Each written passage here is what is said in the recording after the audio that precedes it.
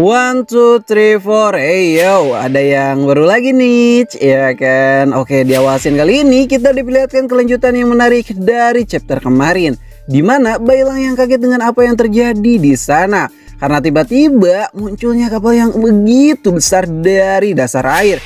Bailang berkata, "Apa itu, guru?" Tan Sanzang berkata, "Kalau itu adalah kapal para duyung penghuni asli dari Sungai Hitam ini. Kapal yang lumayan besar. Aku sangat merindukan kerajaan yang penuh dengan para wanita cantik di sana," ucap Cubaji dan juga sang kucing. "Apa itu duyung, guru? Apakah guru mengenal mereka?" ucap Bailang. "Ya, aku mengenal mereka. Kebetulan kita ketemu dengan mereka, sepertinya kita cukup beruntung untuk hari ini. Apakah mereka akan membantu kita?" ucap Bailang yang berharap. "Tentu saja, terakhir kali kita menunggangi mereka dan semuanya benar-benar begitu lancar. Aku bahkan masih ingat dengan situasi pada saat itu," ucap Cubaji yang mesum. Lalu Cubaji pun mengingat perjalanan mereka sebelumnya, yang dimana mereka sebelumnya dijamu layaknya dari kerajaan. Dan berbagai macam makanan pun ada di sana, dan juga gadis-gadis yang cantik melihat di sana. Mereka semua sangat ramah sekali, dan bahkan rasanya benar-benar seperti di surga, ucap Cubaji yang selalu mesum. Lalu timeline pun kembali ke masa sekarang, di mana Bailang berkata, "Wow, ternyata mereka mempunyai istana yang sangat indah di sana. Tapi tetap saja Bailang, kau harus tetap berhati-hati kepada mereka, terutama kepada Ratu para Duyung yang memiliki pemikiran yang tak bisa ditebak. Kau mengerti kan, Bailang?" ucap Cubaji. Di saat mereka berbicara seperti itu, tiba-tiba muncullah seseorang dari kapal itu, dan ya, orang itu adalah Ratu dari para Duyung. Dia berkata, "Apakah kau benar-benar kelompok Tan Sanzang?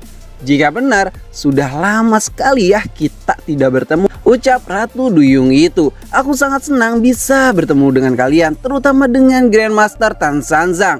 Karena ada beberapa hal yang ingin kutanyakan kepadamu. Kenapa makhluk air banyak sekali yang keluar dari sungai?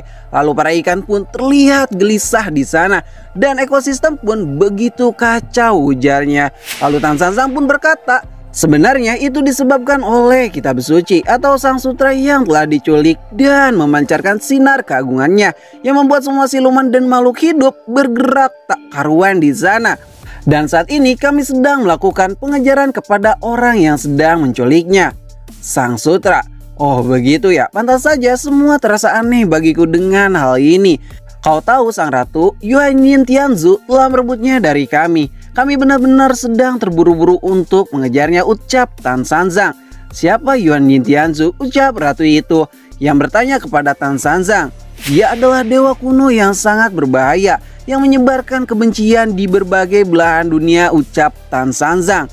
"Oh begitu ya, ini sangat menarik. Yuan Yin Tianzu, sang dewa kuno," ucap ratu itu. "Ratu, apakah kau akan membantu mereka yang sedang terburu-buru itu untuk melewati sungai ini?" ucap salah satu dari duyung di sana. "Tan Sanzang, seharusnya kau tahu kami adalah makhluk air yang tak suka sama sekali ikut campur permasalahan orang lain. Tapi kumohon sang ratu, kami butuh sekali bantuan kalian untuk menyeberangi sungai ini. Jika tidak, maka situasinya akan begitu parah. Karena jiwa gelap cepat atau lambat mereka akan menyebar dan terus menyebar ke seluruh dunia," ucap Tan Sanzang. "Baiklah, aku telah mengenalmu sebelumnya, Tan Sanzang. Kau tidak pernah mengecewakanku," ucap ratu itu. "Hai Tuan Ratu, mau bagaimanapun kami harus berhasil dan bergerak begitu cepat. Kami akan berjuang keras untuk mengambil sang sutra Yuan Yin Tianzu. Mungkin dia sudah cukup jauh dari sini, tapi jika kita tidak cepat-cepat bergegas, maka sesuatu yang buruk akan segera terjadi," ucap Bailang. "Ya Ratu, sepertinya mereka bisa dipercaya jika kita melihat dari situasi seperti ini. Terlebih lagi, Tan Sanzang adalah orang yang jujur, bukan Ratu?" ucap para anak buahnya. "Ha, begitu ya. Jika kalian sudah memberikan pendapat kalian masing-masing, jika memang benar Yuan Yin Tianzu adalah orang yang berbahaya, maka tidak ada pilihan lain lagi, bukan?" "Hah, apa itu artinya? Kalian akan membantu kami," ucap Bailang. "Hei Tan Sanzang, selamatkanlah kitab suci itu agar ekosistem perairan kami kembali seperti biasanya. Tapi ingatlah, kalian juga berhutang kepada kami," ucap ratu itu. "Kalian semua kemarilah. Setelah kalian berjalan di jembatan air ini, kalian akan bersama kami dan bisa bergerak bebas di dalam air ini. Lalu air-air dari sekitar kapal itu pun tiba-tiba bergerak begitu saja, seperti memiliki kehidupan di dalamnya. Guru, apakah kau yakin kita bisa melangkah di atas jembatan air itu? Ucap Bailang. Hei Bailang, bawalah adik ke bawah itu dan mari kita berjalan di atas air itu, ucap Tan Sanzang. Mereka pun berjalan di sana. Bailang yang merasakan ini pun berkata, wow, jembatan ini sungguh sangat menakjubkan. Aku baru pertama kali melihat ikan berjalan di bawah kakiku. Tapi guru, apakah benar apa yang dikatakan oleh ratu itu kalau Yuanying Tianzu bisa saja tersesat di sini? Ucap Bailang. Ya, bisa saja Bailang, tergantung tingkatannya.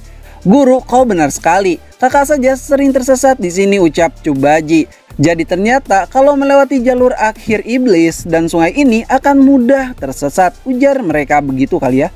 Jika kita dibantu oleh para duyung ini, maka kita akan lebih cepat dibandingkan dirinya, ucap Tan Sanzang. Jalur ini akan segera menghilang dan tertutup begitu saja. Tan Sanzang, kita akan menunggu waktu yang tepat, yaitu setelah pasang surut bulan purnama. Apa kau mengerti dan memahami? Ucap Tuan Ratu itu. Baiklah, aku mengerti dengan hal ini, ucap Tan Sanzang. Hei, ini akan sangat aneh sih, karena ada orang yang bisa keluar masuk senat jidatnya dari kerajaan duyung ini. Semuanya, ayo kita berangkat. Hari ini benar-benar menguras energiku. Aku akan beristirahat sejenak, ucap Ratu itu. Jaga mereka, kita akan menyelam, ucap Tuan Ratu itu. Aku mengerti, serahkan saja padaku, ucap wanita yang bertopi cantik itu. Hei, ikan kecil, sepertinya Tuan Ratu sudah benar-benar bekerja keras ya. Kami benar-benar terima kasih atas pengertian kalian. Dan kalian semua, bagaimana kabar kalian selama ini? Ucap Tan Sanzang kepada anak buah dari ratu-ratu itu. Wah, Guru Tan Sanzang, kau begitu ramah. Wah, rupanya kau masih ingat dengan nama-nama kami. Padahal waktu itu kami belajar banyak sekali sikap yang sangat penting darimu. Ini sungguh sangat mengesankan hati kami yang selalu ada untukmu, Guru Tan Sanzang, ucap para duyung itu. Kalian semua, kita akan bergerak, bersiaplah. Semuanya, jagalah keseimbangan kalian, kita akan benar-benar menyelam, ucap Tan Sanzang kepada yang lainnya. Di saat mereka akan menyelam, tiba-tiba Tan Sanzang mendengar seseorang yang memanggil dia dari jauh. Dan ternyata orang itu adalah prajurit batu kecil yang meminta ikut dengan mereka. Dan tiba-tiba si prajurit kecil itu pun meloncat jauh dengan kekuatan loncatan supernya yang berhasil mendarat tidak indah di kapal itu. Sial, posisiku tidak mengenakan. Dan akhirnya si batu kecil itu pun ditangkap oleh Tan Sanzang. Hei prajurit batu kecil, jadi kau masih hidup, ucap Tan Sanzang. Hei, kau kira kau sudah mati, batu kecil? Guru Tan Sanzang, aku jauh-jauh ke sini ingin membantumu dan menyelamatkan Xioi. Padahal kau tak perlu repot-repot ke sini, jangan mengorbankan nyawamu begitu saja. Tapi guru, aku ingin melakukannya. Kemarin aku melihat Yihu yang sangat barbar yang memakan semua siluman yang datang dari jalur iblis ini serta melindungi Xioi dengan kekuatannya. Dia bahkan tidak berniat sedikit pun untuk memakan Xioi, ucap batu kecil itu. Lalu nasib Ause yang kalah dari Yihu, guru, karena Yihu mendapatkan power up dari Yuanying Tianzu yang membuat Ause kalah begitu saja dan hampir termakan oleh siluman cacing. Akan tetapi dia diselamatkan oleh burung raksasa Kiaroro. Hah? Burung Kiaroro? Jangan-jangan si gadis kecil Yuanci itu, ucap Tan Sanzang dan yang lainnya. Wah, situasi ini benar-benar ya. Xioi, tenang saja, aku akan segera menyelamatkanmu di sana dan memberikan pelajaran kepada dewa kuno itu, ucap Tan Sanzang yang khawatir kepadanya. Benar guru, aku yakin kita tidak akan kalah dan kita masih bisa menyerang secara diam-diam untuk menyerang dia tanpa dia sadari, ucap Cubaji dan juga Bailang.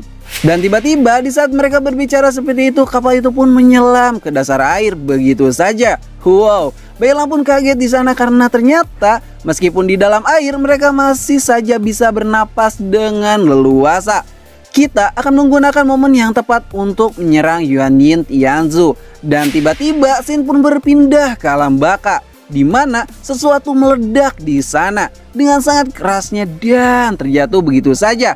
Dan ternyata orang itu adalah Sun Wukong yang lagi dan lagi kembali ke alam dunia baka. Akan tetapi tiba-tiba ada yang aneh nih dengan Sun Wukong ini, yang ternyata dia sama sekali tidak mengingat tempat ini. Dia bahkan berkata, Kemana mereka semua? Bahkan di sini tidak ada siapapun, ucap Sun Wukong. Tiba-tiba seseorang pun datang dengan burung garudanya. Orang itu berkata, banyak sekali roh-roh yang datang ke alam baka ini. Pasti kebingungan sepertimu. Tapi sepertinya roh sepertimu ini sangatlah berbeda dengan roh yang lainnya, ucap seseorang itu. Lalu Sun Wukong pun menoleh ke arahnya dan berkata, siapa kau sebenarnya? Namaku Zikuan Yo. Aku adalah pemilik alam baka ini. Lalu tiba-tiba Sin pun berpindah ke istana surga langit timur, di mana salah satu asura berkata, sepertinya tentara surgawi yang lainnya sudah melarikan diri di sana. Dan bahkan mereka semua tidak melakukan perlawanan yang begitu berarti. Lalu Raja Asura Pilmacitra pun berkata, mereka pasti belum pernah menderita dengan kekuatan seperti ini, yaitu dengan kekuatan kita yang sangat barbar di sini, ucapnya dengan penuh kesombongan di sana. Setelah peperangan di masa lalu tidak ada yang menang, akhirnya kali ini surga akan benar-benar runtuh dan kalah di tangan kita, ucap Pilmacitra. Hahaha, aku harus berterima kasih kepada Raja Asura Rao atas peperangan yang sangat seru ini. Dan chapter kali ini pun berakhir di sini. Terima kasih sudah nonton channel ini. Like aja jika kalian suka, dislike aja jika kalian tidak suka. Kami ceritain pamit dan sampai jumpa di next video. Bye bye.